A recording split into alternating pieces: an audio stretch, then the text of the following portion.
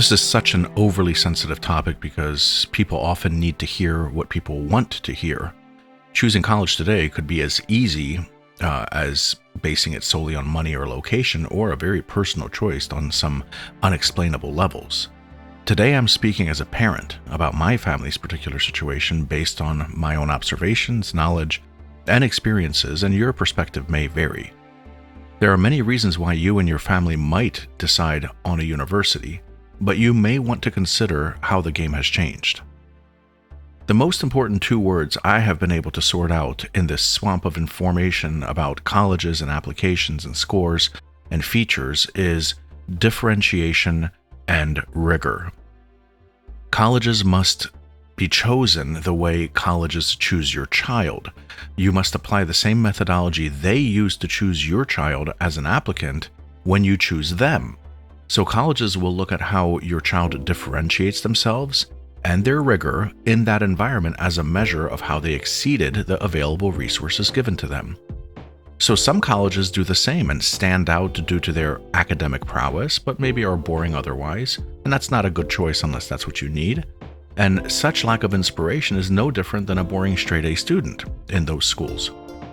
And some colleges are full of spirit, but lack the academic standing that you are looking for, and so are some students. But this is with everything being equal. Let's adjust the lens and see the bigger picture of what has happened to education as a whole. Back in the day, you could differentiate yourself by simply going to college, any college.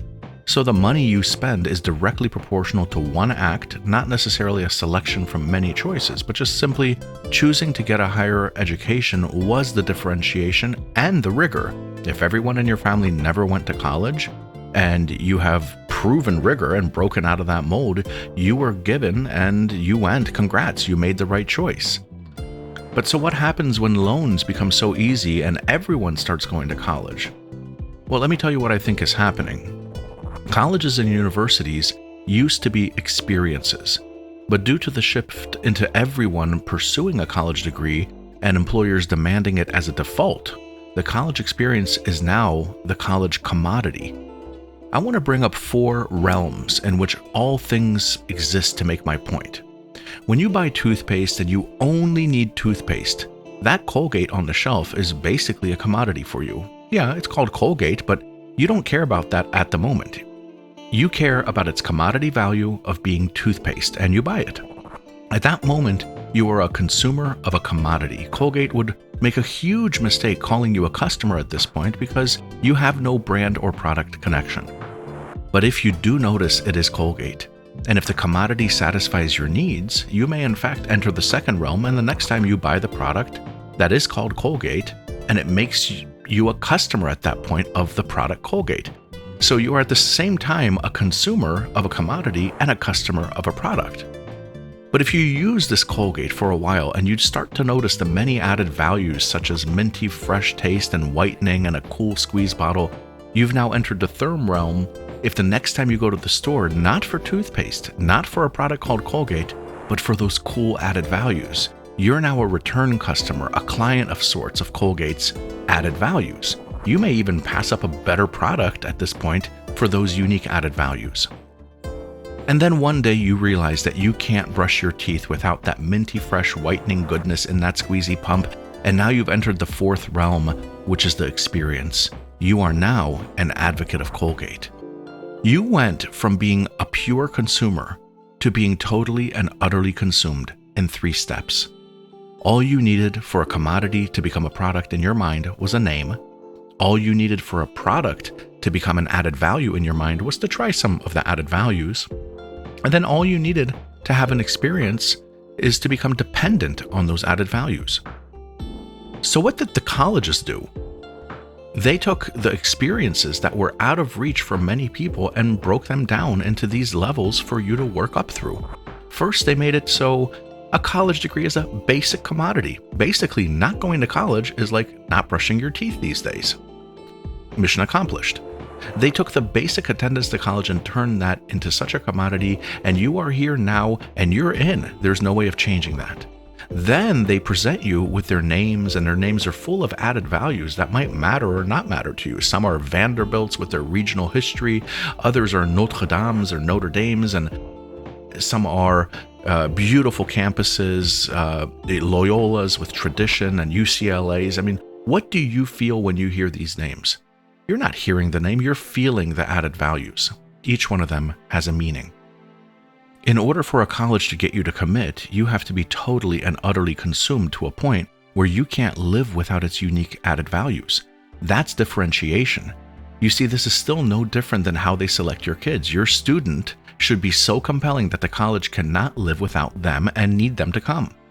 There are some cases where you should be totally consumed. Yes, if they are the only college to offer the exact agricultural genetics program that you want to pursue, or a marine research program that you cannot live without, or maybe a bridge engineering department that you must be in. But most students, in the United States, are not that specialized that early on, and the changes in majors data proves that nationwide. But that's still a tangent. My bigger point is that since the college experience is now a commodity, the differentiation between them is like choosing the trim range on a car rather than a car itself. You might not be buying a better car. You might be buying more chrome. So just like some people will prefer to spend $50,000 on a fully loaded Hyundai, no offense, for the added values like sunroofs and navigations, another might spend $50,000 on a bare bones entry-level Mercedes for the same money. And here is where the game needs to be understood.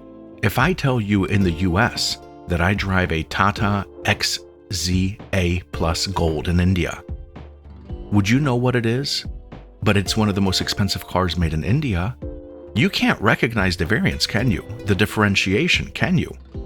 Well, if I walk down the streets of Warsaw, Tokyo, and Rome, and I state that I went to Pomona College or Claremont, they won't care. And these are great schools in their own right. So in a global world, we may have to make the hard decision that college is now a commodity and you need your college degree from it, but the benefits and the features they used to provide is fleeting and globally unrecognizable. So how do you differentiate? Well, you'll need to get the most affordable college degree, do not put yourself in debt, and then go to grad school with the money you would have spent on the trim. So graduate degrees are more recognized than ever and have a proven track record of higher earnings immediately upon earning them. So college obfuscates this fact with promises, but the clear indicators are that if you went to an affordable state university and then to grad school for 2 years, you would come out with better pay and opportunities than only going to a more seemingly premium undergrad for the same money. I'm not speaking of the Ivy Leagues and the globally recognized names here. I'm speaking of the 5,000 other institutions of higher learning in the US. The grad school is the differentiation, not even the school you went to. So when basic college education becomes a commodity, the only way to add value to your proposition is to add a layer of education on top of that education. And remember, places like Florida and many other states offer scholarships for great students where they can attend for free if the student is motivated and takes AP, and they can cut down their time in undergraduate by a year or more. This means that with no debt and only 3 years, they can select a grad school and then take a loan if they need, but with a higher probability of paying it off sooner due to the returns from a graduate degree versus an undergrad diploma. And I'm not talking about a medical degree or a medical school here. A law school degree is a couple years, or choose engineering, it doesn't matter. Not only are specialized skills more in demand today, but the savings are immense. Few students want to push for grad school once they actually see their loan amounts, and frankly are forced to go to work to pay them off even if they did consider a grad education early on. So on the streets of Tokyo, it may not even matter what undergrad you went to if you differentiate yourself as a lawyer or an engineer. So the game has changed where you may need to invest more time into advanced degrees instead of more money into an undergrad degree that everyone is getting.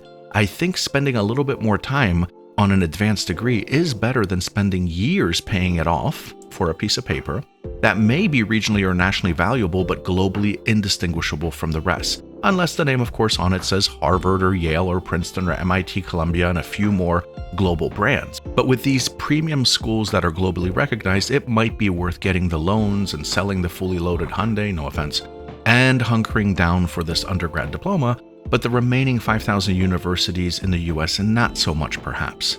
This is what I mean by rigor. If everyone is going to college, you are not differentiating yourself enough in a global world, and you are not displaying rigor versus your fellow peers. Perhaps financial rigor, yes, but not actual rigor in competing. That's like everyone getting A's in your school, and it makes your A's less valuable no matter how hard you studied for them and no matter how much you paid for the school. So if you have the money for these options, that's great, and this conversation may not be for you, but America is drowning in over $1.8 trillion of college debt, and the illusion of the college education is on its last legs the way the game has been set up to now. Don't get me wrong and think that I am saying that any undergraduate degree from any school is equivalent. No, there are many university schools that are wonderful, and many state schools that have incredible honors programs without the financial burdens tied to them. So this is not a comparison of value adds, this is a comparison of commodities. People, parents like myself, are of course searching for excellent education that will be a stepping stone for our children and not a roadblock for them. And colleges will need to start listening. No amount of football teams or social life on campus or even rankings of colleges made by magazines with criteria that, frankly, I have yet to understand is worth putting myself, my kids, our family into tens of thousands, if not hundreds of thousands of dollars of debt. These are just my own personal thoughts and ramblings on the topic. Perhaps you have a different perspective that you'd like to share. I know this is a heated topic, and many alliances to schools and allegiances and family traditions are at play. I understand. But please be gentle and kind with each other. Share your thoughts, and all the best to you in your journey. Thank you.